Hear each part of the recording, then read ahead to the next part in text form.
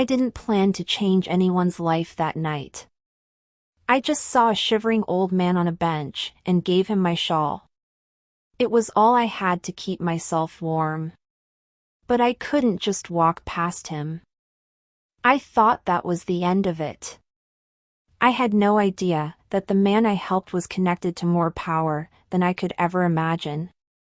And that my one simple act of kindness would become the spark that changed lives, exposed secrets, and pulled me into a world I was never meant to enter. The day had started like so many others, gray and endless, with the kind of heaviness that felt like it was pressing down on my chest before I even opened my eyes. The alarm had gone off at 6, just like always, and I had dragged myself out of bed, careful not to wake the tiny apartment building that seemed to groan and creak with the weight of its residents' lives. I wasn't late for work, I could never afford that, but that didn't make mornings any easier. I worked at a small design studio downtown, the kind where creativity is expected, but deadlines and numbers always win. My tasks that day had been endless, proofreading a client's brochure, editing images for a social media campaign, and then staying late to help organize an upcoming presentation that nobody but the senior partners seemed to care about. The office air had smelled faintly of burnt coffee, mixed with the perfume of someone else's ambition, and I had felt my energy draining with each passing hour. By the time I left, the sun had already dipped behind the tall buildings, turning the streets a muted gray, the kind of twilight that makes everything feel both quiet and heavy at the same time. My coat did little against the chill, and my hands were red from gripping the straps of my bag. I thought about going straight home, cooking some noodles, maybe checking my emails, and curling up under my only blanket, but something in me resisted the monotony. My body, or maybe my mind, seemed to need the open air, a space that wasn't crowded with demands or deadlines or expectations.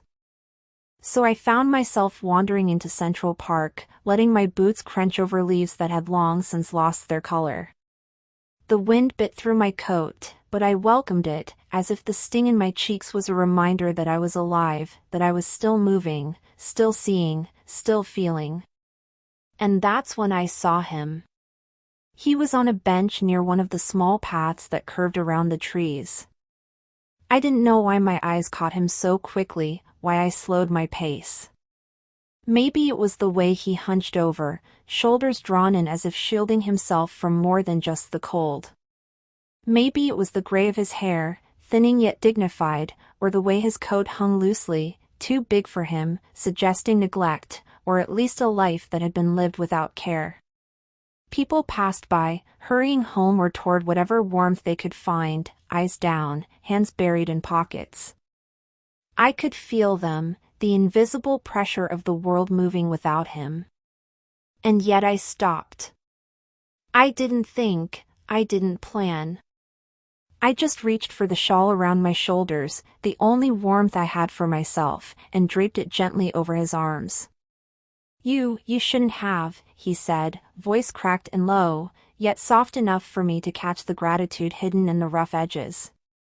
"I saw you were cold," I said, my voice a little too quiet, almost swallowed by the wind. "It's just a shawl. You can keep it for as long as you need." He looked up at me, eyes meeting mine for a moment that seemed suspended in time. They were kind eyes, but weary, carrying decades of something I couldn't yet name. You're very kind," he smiled. "Thank you, you've reminded me someone still cares," he said, almost a whisper, and I felt a lump in my throat. I smiled, a little awkwardly, trying not to linger too long. "It's nothing. Really." And with that, I turned to walk away. I didn't know why, but I felt as if lingering might make the moment heavier than it needed to be. Sometimes kindness is meant to be fleeting, I told myself, something that passes from one person to another, unnoticed and unrecorded. But I couldn't stop thinking about him as I walked through the park. Something about the way he held himself, even in his vulnerability, felt important. Maybe it was the faint trace of a life well lived beneath the weariness, the sense of someone who had once mattered, who still did in ways the world might not recognize. I had no reason to wonder about him. I didn't know who he was, what he did, or why he had been sitting there alone. And yet, I couldn't shake the feeling that our paths crossing like this, that it meant something. Back at home, I made a cup of tea, tried to focus on the small comfort of warmth in my hands, but the image of the man on the bench kept coming back. My thoughts drifted to the way the city had ignored him, the way I had noticed. How easy it is to walk past someone in need, I thought. How easy it is to be invisible. How small, in this giant, noisy world, one person can feel. I wasn't naive about life. I knew small acts often go unnoticed. They vanish, like footprints in sand, erased before anyone sees them. And yet, I couldn't stop thinking about the warmth of his eyes, the faint tremor in his hands as he held the shawl. The next morning, I found myself replaying the moment over and over. I realized I hadn't asked his name. I hadn't offered my number, or even checked if he was okay after that brief interaction. It was just a fragment of a night, a fleeting moment. But for some reason, it felt heavy with consequence, as if something had begun that I couldn't yet see. I tried to focus on my day, emails, calls, client approvals. But I kept glancing out the office window, imagining the park, imagining him. Was he okay? Did he have someone looking after him? The questions circled endlessly. And then, a shadow of realization hit me. I remembered the way he had looked at me. Not just gratitude, but recognition. Something in his eyes had lingered on me, as if he knew me, or would come to know me. I shook my head. Impossible. It had been a random encounter. And yet, deep down, I felt marked. Somehow, I had entered a world I didn't understand, a story I didn't belong to, at least not yet. I didn't know it then, but this man, quiet and forgotten on that bench, he was the father of Cash and Aldermain, a billionaire whose life seemed untouchable, whose family held secrets wrapped in wealth and silence. And somehow, I had stepped into that story. I didn't understand the weight of it. I only knew one thing: I had done what felt right. That was all I had. That and the faint echo of his words. Thank you, you've reminded me someone still cares. I had smiled, nodded, and walked away. But his words clung to me. Something about the timbre of his voice, the way he said someone still cares, struck a chord in me I didn't expect. A pang of empathy, of shared loneliness, as if I had given him more than warmth. Perhaps, in some small way, he had given me something too. For the rest of the day, I felt the tug of that bench, the echo of the park, as if the life had planted a seed I didn't yet know would grow. I couldn't have guessed what lay ahead, the twists, the tension, the complicated lives I would brush against simply because I had stopped for a stranger in the cold. The days after that cold night in the park seemed ordinary at first. Or at least, I thought they were. I went about my routine as if nothing had happened. Wake up, get dressed, commute, work, lunch at my usual corner cafe, back to work, go home, repeat. The office deadlines were relentless, my tiny apartment felt as cluttered as ever, and my life felt as small and insignificant as it always had. I told myself the old man on the bench had been just that, a fleeting moment, a passing figure in the blur of city life. I convinced myself that my shawl had given him some warmth, and that was enough. That was all I could do. I didn't think about him again, at least, not consciously. But the city has a way of swallowing secrets. And sometimes, those secrets have a way of finding you. I started noticing small things first. When I was walking to work one morning, I saw a man in a dark coat hovering near the park entrance, clipboard in hand, asking joggers if they had seen anyone, just anyone, on the bench that night. I didn't pay much attention at first.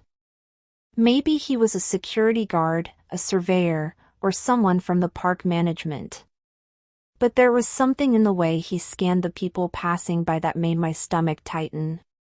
A small, uneasy flutter that I tried to ignore. I went to work, as usual, and tried to focus. My computer screen glared back at me with spreadsheets, emails, client notes, the monotony of numbers and deadlines, the ordinary demands of life. But there was an undercurrent I couldn't see, a quiet tension I didn't understand. Somewhere in the background, far from my consciousness, a storm had begun to brew. It started with news flashes.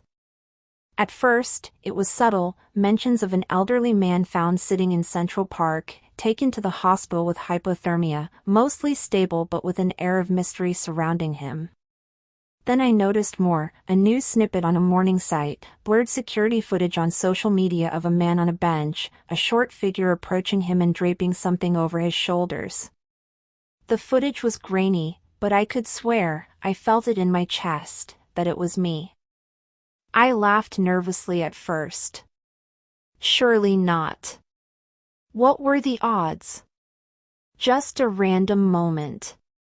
But the unease didn't leave me. The footage spread, shared by hundreds, then thousands. The caption read, "Who's the kind stranger who helped Mr. Rowan Aldermain in the park?" I froze. Mr. Rowan Aldermain. The name sounded faintly familiar, but it was just that, a name. I didn't know him, I had only seen him shivering on a bench. And yet, suddenly, the world seemed to know about me. The next day, things escalated. I was walking to the cafe when a group of uniformed police officers stepped in my path. My heart leapt into my throat. "Excuse me, miss. Are you Elowyn Crestfall?" one of them asked. I nodded, voice caught somewhere between curiosity and fear. "Yes, that's me. Can you come with us? We need to ask you some questions about an incident in Central Park." Questions. Incident. My stomach sank. I tried to keep my voice calm, but it trembled. I don't understand. I gave an old man my shawl. That's all. Their expressions didn't reassure me. One officer said, almost apologetically, "We just need to clarify a few things. Please, come with us." I followed, every step weighted with confusion and fear. The streets blurred past me. My mind spun. Had something happened to the man? Was he hurt? Was he dead? I couldn't even think straight. I had only tried to help. At the station, they asked me to sit. I could feel my hands trembling under the harsh fluorescent lights. The officers were polite but firm, their questions precise, almost surgical. "Do you know the man's name?" "No," I said, voice barely audible. I didn't ask. I noticed he was cold. "Do you know anyone named Aldermain?" I shook my head. "No. I don't know anyone like that." They showed me the CCTV footage. There I was, wrapping the shawl around him, smiling awkwardly, and then walking away. My heart sank. I had expected maybe someone would recognize me, but to see myself like this, under the scrutiny of cameras, made me feel exposed, vulnerable. "Do you understand why we need to find you?" one officer asked gently. I blinked, panic rising. Why? I didn't do anything wrong. You might not have, he said carefully. But Mr. Aldermain's son wants to speak to you. He insists. Cassian Aldermain. The name hit me like a jolt of ice water. Somewhere in my memory, a flash of wealth, power, and media presence flickered. I had heard the name in passing. He was famous, a billionaire, a man who lived in penthouses and owned companies worth billions. And somehow, because of that night, because of that shawl, I had been pulled into their orbit. I was scared. Terrified. My mind raced with worst-case scenarios. Did he think I was a threat? Did the old man, was he okay? Were they blaming me? The officers led me to a private room. It was quiet, sterile, intimidating. And then, through the glass partition, I saw him, Cassian Aldermain. Tall, perfectly composed, dark hair slicked back, eyes that seemed to see through me, assessing me like I was an equation to solve. "Miss Crestfall," he said, voice calm but commanding. "Do you know why you're here?" I swallowed hard. I think it's because of the man in the park. But I didn't. I just gave him a shawl. He stepped closer. Yes. That man is my father. And he has spoken very highly of you.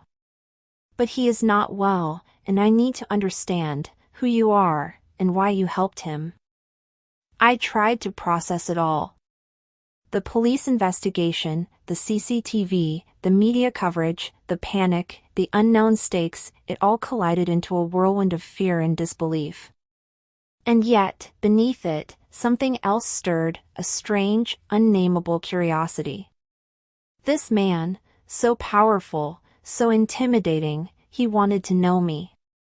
And the one I had helped, the quiet man on the bench, he had noticed me too. He stepped back, eyes unreadable. "I need to see you again. Soon." I left the station, my heart racing, fear and confusion tangled in every step. The world I knew was changing, and I had no idea what was coming next. For days after that, I could barely think straight. My commute became a blur of city streets and anxious glances. The police officers kept me informed but distant, careful to treat me with respect. And everywhere I went, I felt a weight, a sense of being watched, of being hunted, but not in a way that was threatening. It was curious, probing, searching for something I didn't even understand yet. And then, one morning, the final step came. I was led into a sleek, modern office, glass walls and the faint scent of expensive coffee filling the air. And there he was again, Cassian Aldermain. Taller than I remembered from the photos, more commanding in person, but somehow, there was tension in his eyes. Not anger, not hostility, but something sharp, like he was trying to measure my intentions. "You've caused quite a stir," he said lightly, though his eyes didn't smile. "All because of one act of kindness." I swallowed hard, unsure whether to laugh or cry. "I didn't. I never imagined this would happen," I whispered.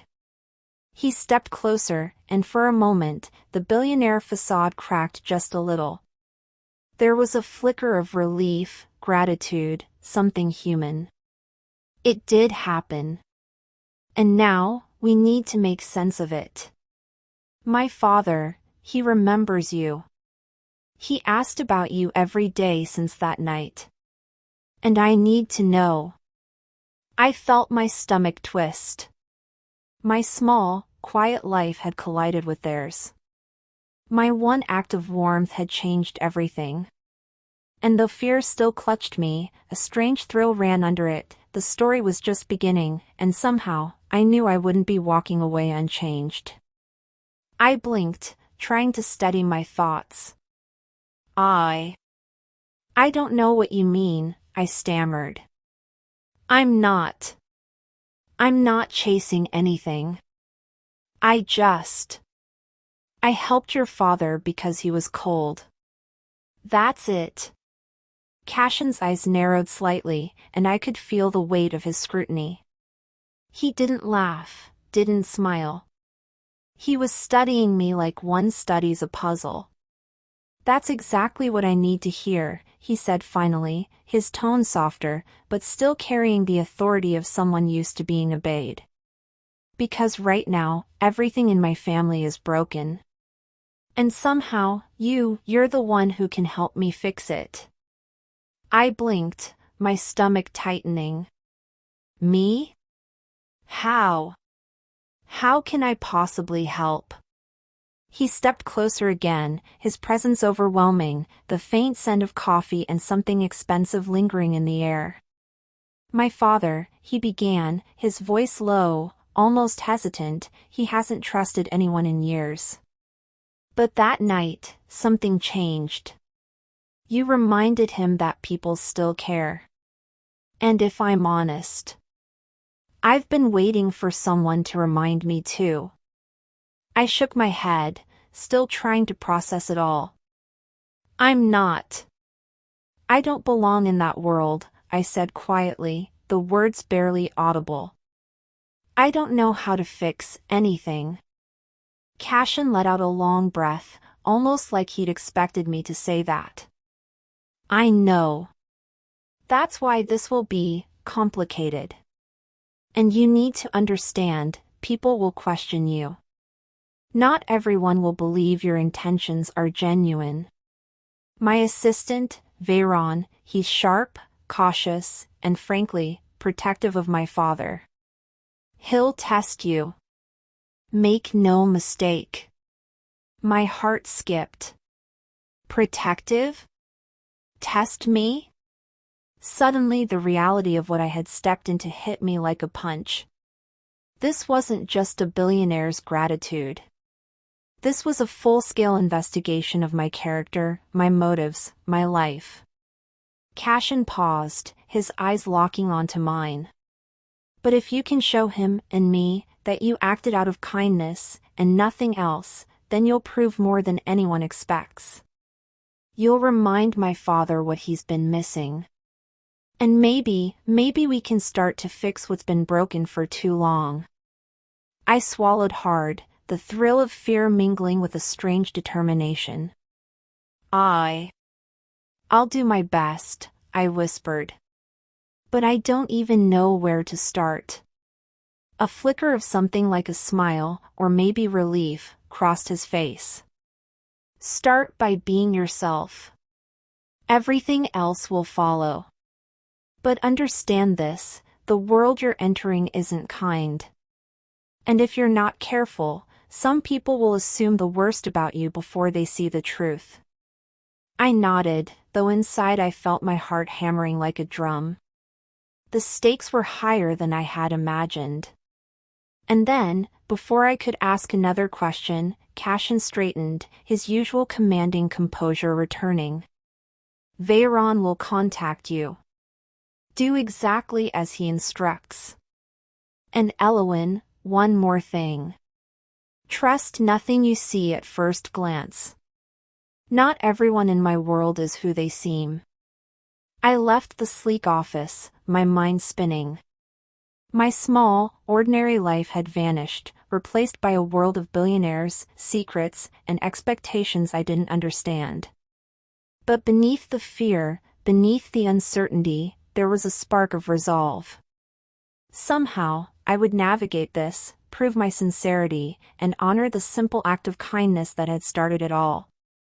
The next morning, my phone buzzed with a message I hadn't expected. Meet me at the Aldermain estate. 10 a.m. sharp. Veyron. I froze. The name felt sharp in my mind, almost like a warning. I didn't know what to expect. Would he be polite? Menacing? Some kind of gatekeeper for the billionaire world I had stumbled into? When I arrived, the estate loomed large, gleaming white against the morning sun. Everything about it screamed wealth, power, precision. A uniformed valet guided me through massive doors into a minimalist lobby, where a man stood waiting, tall, dark-haired, perfectly tailored suit, eyes sharp enough to cut glass. "Veyron." "Ms. Crestfall," he said, voice even, controlled, and slightly cold. "I've been briefed. Cashin says you helped his father. That's commendable. But we need to know if your intentions are sincere. The Aldermain family doesn't tolerate opportunists." I swallowed, trying to steady my racing heart. I promise. I didn't. I don't want anything from anyone. I only helped him because he needed warmth. That's all. Veyron's eyes studied me, cold and calculating. Kindness is easy to claim. It's harder to prove. So here's the first step: spend the day with Cashin Aldermain's father. Observe him, talk to him, and report back to me. No embellishments, no distractions, no lies. My stomach twisted. It sounded simple, but I knew it wouldn't be. Every word I said, every gesture, every expression would be examined, judged. He didn't even glance at me again, his eyes had already made up their verdict. As I followed him to the room where Cashin's father was resting, I felt like I had stepped into another world, a world of rules I didn't know, of silent scrutiny. The estate was quiet, almost sterile, but alive with whispers of power and wealth I couldn't yet grasp. "Remember," Veyron said over his shoulder, voice barely above a whisper, "if we suspect anything, Cashin will know. And you'll regret it." I nodded, heart hammering. "I understand." Veyron left, the sound of his footsteps echoing down the polished marble hall. Alone, I turned to the man who had unknowingly changed my life with a single act of kindness. He looked up as I entered, eyes tired but soft, a faint smile touching his lips. "You came," he said simply. I hesitated. "Yes. I wanted to see if you're okay. That's all."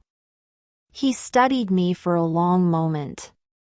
"Most people walk past. Some avoid trouble. Some take what they can get. You did neither." The way he spoke made my chest tighten.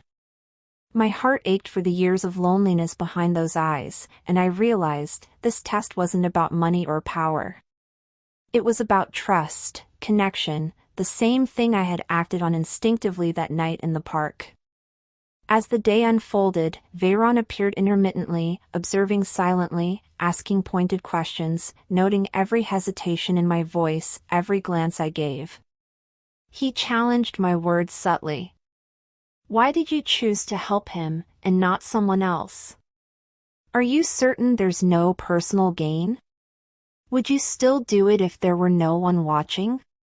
Each question felt like a knife, and I answered truthfully, carefully, my eyes never leaving the old man's face. By evening, I was exhausted, but something had shifted. The old man laughed softly at something I said, a sound that seemed to fill the quiet hall with warmth. For the first time, I understood Veyron wasn't just testing me. He was testing whether I could rekindle something long lost in the Aldermain family: sincerity, trust, human connection. When I finally left, Veyron's eyes met mine one last time. He said nothing, but the subtle nod that accompanied it told me I had passed, at least for now. But the challenge wasn't over. Not by a long shot. The next morning, I received another message from Veyron. "Cashin wants to meet you. Be punctual. Veyron." My stomach churned. The first day with his father had been intense, but now I was about to face Cashin again, and after everything, I couldn't shake the worry that he might still doubt me. When I arrived at the estate, Cashin was waiting in his office, leaning casually against the desk, yet his gaze pinned me in place like a spotlight. "You spent the day with my father," he began, voice calm, but each word weighed heavily. "Tell me, what did you notice?" I took a deep breath, recalling the subtle smiles, the small moments of warmth, the way he relaxed when I spoke to him. He seemed happier, more comfortable. We talked. I tried to make him laugh. And he did, at least once, I admitted, a small smile escaping despite the tension. Cashin's eyes flickered, sharp and unreadable. "Do you know why I'm asking?" I shook my head. "To see if I'm sincere?" That's what Veyron said. He studied me for a long moment, and then, almost abruptly, he leaned forward. "Because, for a moment, I wondered if you were here for something else. Money. Influence. Fame. That your act of kindness was calculated." I froze. My chest tightened. "No. I swear, I have no interest in any of that. My voice faltered. I just wanted to help your father." His gaze softened slightly, but there was still caution there. "Good," he said finally. "Because sincerity can't be faked. And if it can, it's dangerous. Veyron will watch everything, and I will know if anything feels off." Even though he didn't fully believe me, Cashin was testing me indirectly. Every smile, every hesitation, every word was being scrutinized. I realized then that his trust had to be earned, not assumed. And the more I tried to explain myself, the more aware I became of how fragile this trust really was. Later that day, Veyron called me. His tone was precise, measured. "Ms. Crestfall, there's a situation you need to handle immediately. Your father figure, Cashin's father, has requested a family heirloom be brought from his study to the dining room. Do not involve Cashin. Do not lie. Do not make excuses. This is a test of your discretion, judgment, and loyalty. One mistake in the trust you've started to build could be gone." My heart raced. A test that seemed simple on the surface, moving an object, was layered with stakes. I had to act carefully, show respect, and above all, prove that my intentions were pure. I obeyed Veyron's instructions to the letter, moving silently through the grand estate, careful not to draw attention. Every step was measured, every glance considered. When I finally returned the heirloom, Veyron nodded, again, silently, but unmistakably. Another small victory. But the tension didn't ease. I knew this was only the beginning.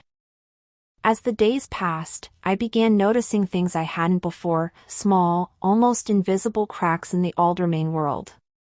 The estate was immaculate, but the quiet felt heavy, almost watchful, like it was holding its breath. I stumbled on half-folded letters hidden in the study, written in Cashin's father's precise, looping handwriting.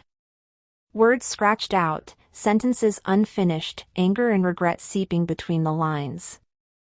Documents locked away in drawers, but not for safety, they seemed to be guarded secrets, fragments of memories too painful to face openly.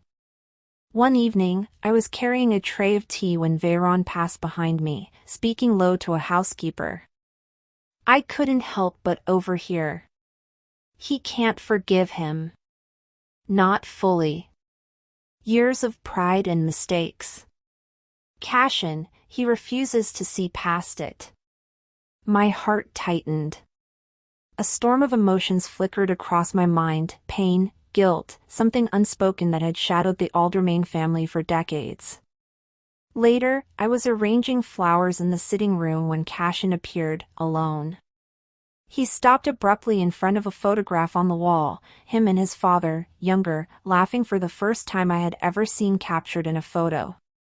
For a fraction of a second, his expression softened, then his jaw tightened, his hands clenching the edge of the table.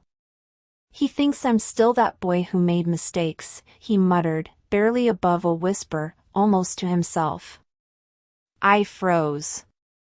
That fleeting vulnerability, the way his shoulders stiffened as if trying to hide something he couldn't forget, it hit me. The rift between father and son wasn't about money or power, it was about pride, regret, and years of words left unsaid. And somehow, inexplicably, I felt the weight of my own role in this. A simple act, a shawl, a moment of kindness, had begun to ripple through this carefully guarded world. The father had smiled because of me, and Cashin, he was watching, calculating, trying to decide if he could trust that I wasn't just another complication. For the first time, I realized my presence wasn't just observed, it was dangerously influential. One wrong word, one misstep, could push a fragile connection back into silence. And yet, if I navigated this carefully, I could be the bridge neither father nor son expected, the one who might finally let them see each other clearly again. The day began quietly. Sunlight streamed through the high windows of the Aldermain estate, glinting off polished surfaces and the ornate frames of old family portraits.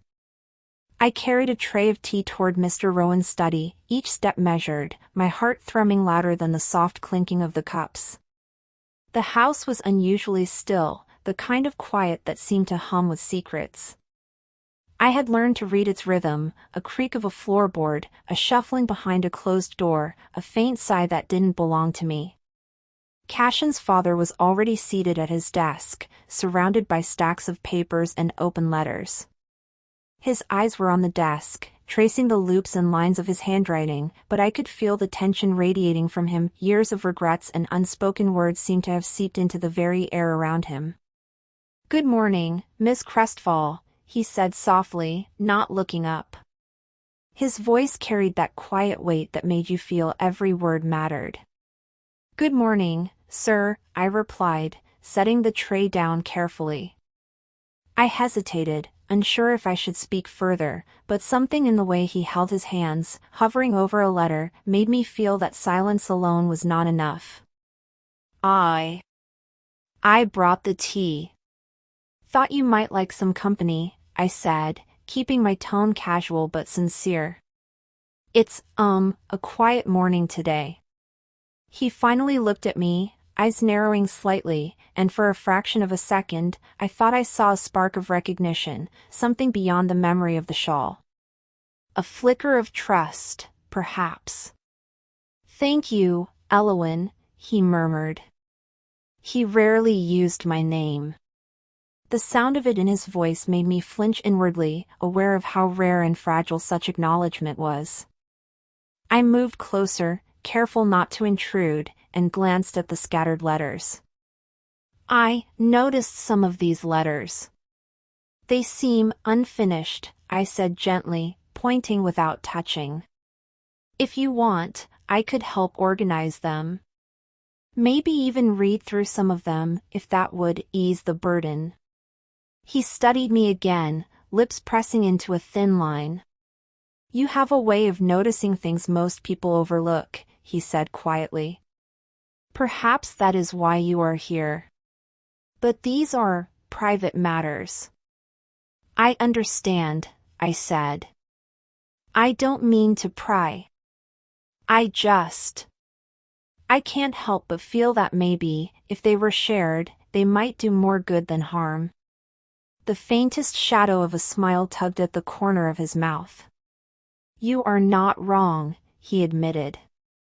And just like that, the first thread of connection stretched between us, not spoken, not declared, but felt. Later that morning, Veyron appeared, leaning casually against the doorway. His eyes scanned me like he always did, cold, assessing, calculating. "Cashin will see you soon," he said, voice clipped. Be ready.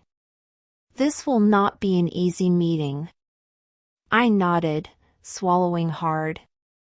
I had no illusions about what was coming.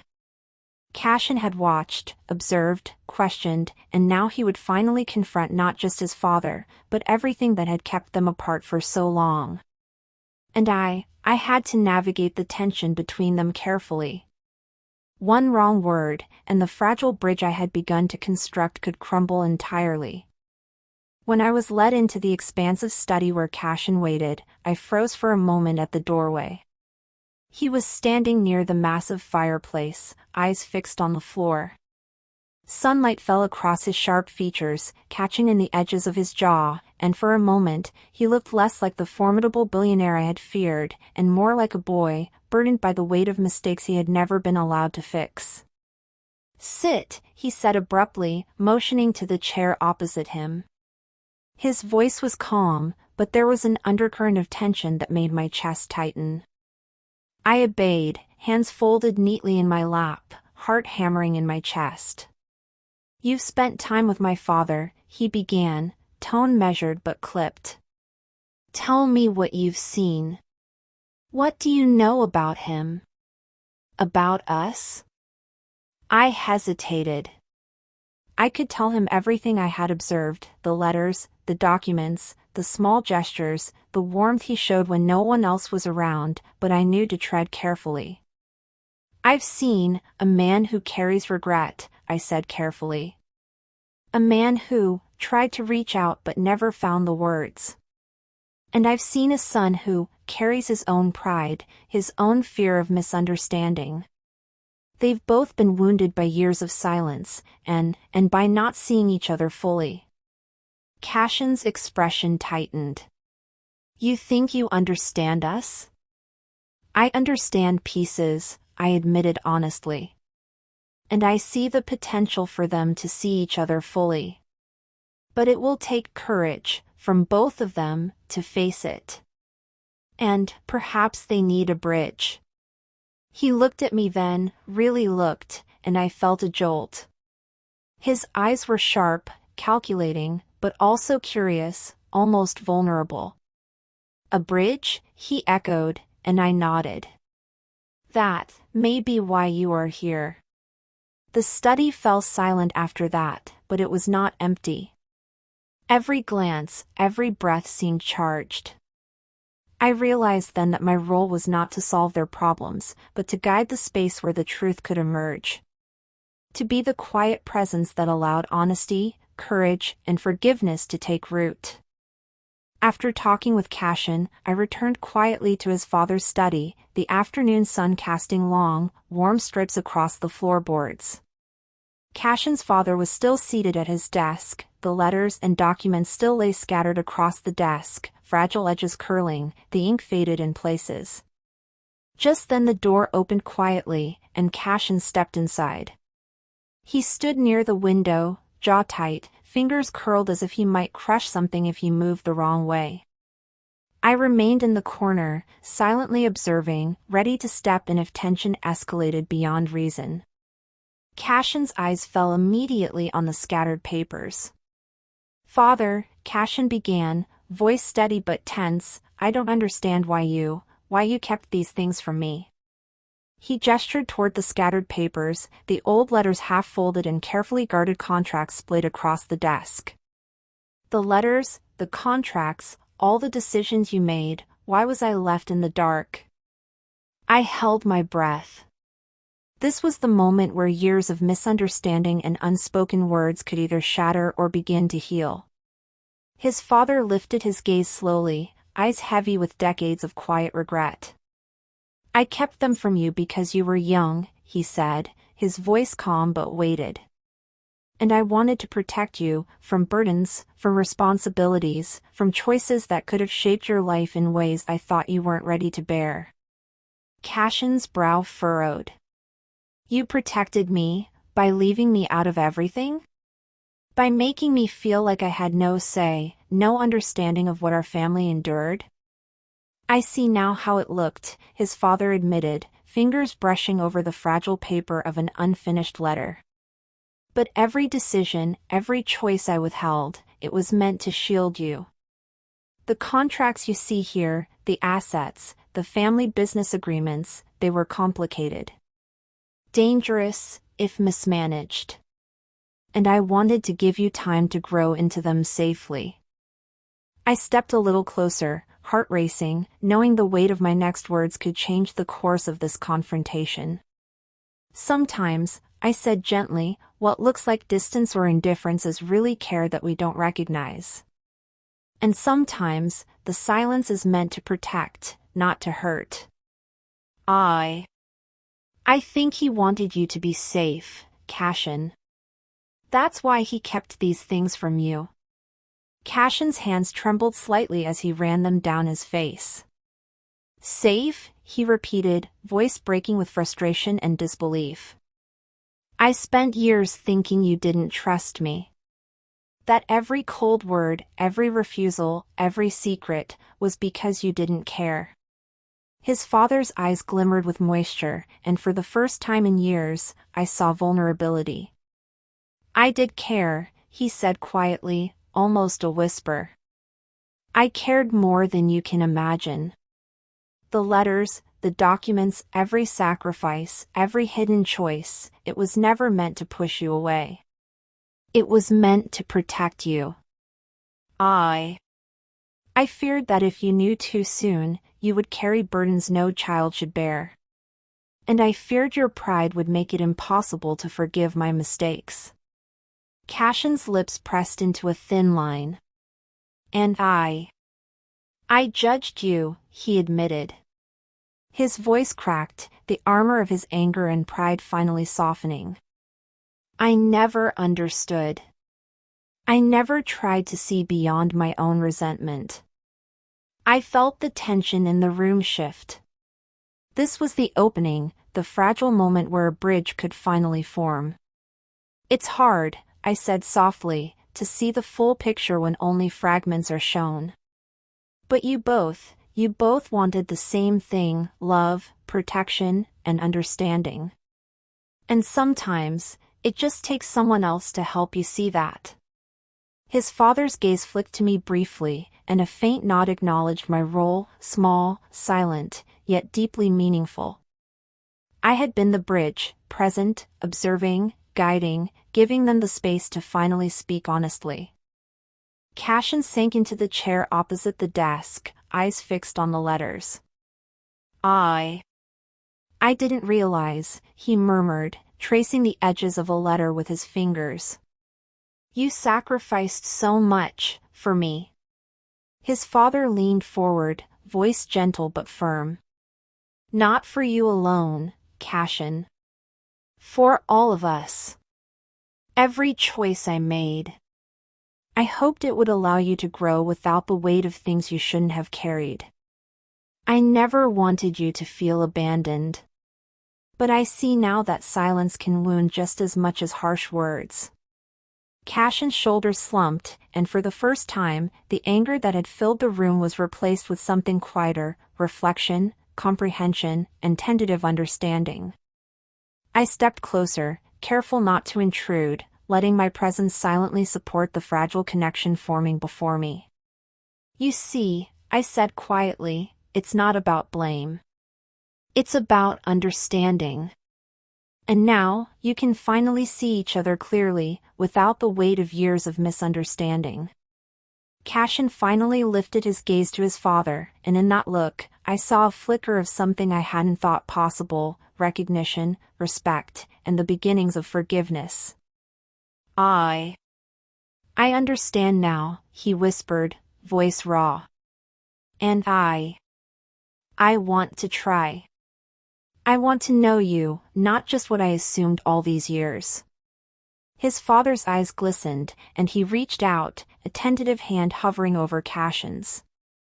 And I want to show you that every choice I made, every secret I held, was because I loved you. I only wanted the best for you. And perhaps, now, we can move forward. A fragile silence followed, the golden light wrapping around them both as if holding the moment in place. I realized then that my role had been fulfilled, I had not forced their reconciliation, but I had created the space where truth, trust, and sincerity could finally meet. Cashin turned toward me, eyes softened, and for the first time I sensed gratitude, relief, and even a subtle hint of admiration. "Elowyn," he said quietly, you were the bridge." I swallowed, heart heavy with the weight of the moment, yet lighter than I had ever felt. "I didn't do anything extraordinary," I said softly. "Just tried to be honest, and to see them clearly. That's all anyone can do." He smiled faintly, the tension leaving his face in the slow, careful way that comes after years of unspoken pain begins to release. "Sincerity," he said, "can be extraordinary." As the room fell quiet, the letters still scattered across the desk, I knew that for the first time in decades, something had shifted. The rift that had defined their relationship for so long had been seen, understood, and touched by truth. And though the road ahead would still have its challenges, the bridge had been built, delicate, fragile, yet strong enough to hold. I stepped back, letting them share that moment, and for the first time, I felt the quiet thrill of knowing that one small act, a shawl, a gesture, a presence, had become the catalyst for a lifetime of healing. The father and son would never be the same again, and neither would I. I stepped quietly out of the study, the golden afternoon light soft against my skin. The air felt different here, charged with a new energy. I glanced back just as the door clicked shut behind me. There they were, father and son, sitting closer than I'd ever seen them, leaning slightly toward one another, sharing stories and memories in low, hesitant voices. Their words were fragile, tentative, but there was a genuine warmth now that hadn't existed before. The years of anger and misunderstanding were slowly melting, replaced by curiosity, laughter, and the beginnings of understanding. I allowed myself a small, quiet smile and walked down the hallway. Each step felt surreal, as if I were leaving one world behind and returning to another. Back at my modest apartment, I sank into the familiar comfort of home, the soft hum of the heater, the quiet rustle of my furniture, the faint aroma of old books lingering in the air. I moved to the kitchen and prepared a cup of coffee, the simple ritual grounding me after the intensity of the day. Steam curled from the mug as I held it between my hands, inhaling the warmth. I took a careful sip, closing my eyes, letting the flavor settle on my tongue. And then my thoughts wandered, as they always did when the world became quiet, the shawl. That one small, instinctive gesture had set everything into motion, the smile of a lonely, fragile man, the curiosity of a distant, calculating son, the unraveling of decades of hidden truths. It felt impossible, the idea that something so small could ripple outward, altering lives in ways I could never have imagined. My mind drifted over every interaction, every subtle glance, every cautious word I had spoken. I realized, with a mix of awe and disbelief, that my life had collided with theirs, irrevocably, in ways I could not yet fully comprehend. The next morning, I was startled from my thoughts by a firm, unexpected knock at the door. My heart skipped, a flash of panic rising in my chest. Who could it be so early? I walked cautiously to the door, peering through the peephole. Standing there were two figures. One, Veyron, stood back, his posture perfect, eyes calculating, a sentinel-like presence. But the other made my chest tighten and pulse in ways I didn't expect. Cashin. He stood confidently at the threshold, yet there was something restrained, deliberate in his demeanor, something lighter than the intensity one had seen before. I opened the door slowly. Veyron's gaze lingered, sharp and watchful, but it was Cashin who spoke first. "I couldn't thank you properly yesterday," he said, his voice calm but carrying an undercurrent of sincerity. "You left before I could express everything I wanted to." I stepped aside, letting him enter. He moved smoothly into the familiar warmth of my apartment, his presence commanding yet somehow approachable. I kept my hands folded, uncertain how to act, caught between curiosity and caution. Cashin looked around briefly, then met my eyes. "What you did, what you allowed to happen, it changed something," he continued, his tone quiet but unwavering. "You weren't just present. You saw. You understood. And you acted with sincerity. That's rare." I swallowed, unsure how to respond, the weight of his words settling over me like the soft warmth of sunlight. He paused, just long enough to make the moment feel heavy with significance, and then added, almost as an afterthought. I want you to know that your presence matters. That what you did matters. And I hope, in some way, that you'll continue to be part of what happens next. Not because I ask it lightly, but because it feels right. There was a subtle shift in his expression, a faint smile tugging at his lips, something almost playful yet still edged with his characteristic intensity. And then, as if testing the waters, he leaned slightly closer, lowering his voice. "I need to see you again. Soon," he said, the smile lingering, light but meaningful. My breath caught. I nodded slowly, unsure what to say, feeling a strange mix of fear, anticipation, and undeniable intrigue. My life, the quiet, predictable path I had always known, had changed. Forever. He straightened, casting a glance at Veyron, who remained perfectly still by the door, observing silently. Then, without another word, Cashin gave a slight nod, turned, and left, leaving me in my apartment with the lingering warmth of his presence, the echo of his words, and the realization that I had stepped into a story far larger and more intricate than I had ever anticipated. I sank into the couch, heart racing, mind spinning. The coffee had long gone cold, but I didn't care. One small act, a shawl, a gesture of kindness, a presence that mattered, had become the catalyst for a lifetime of change.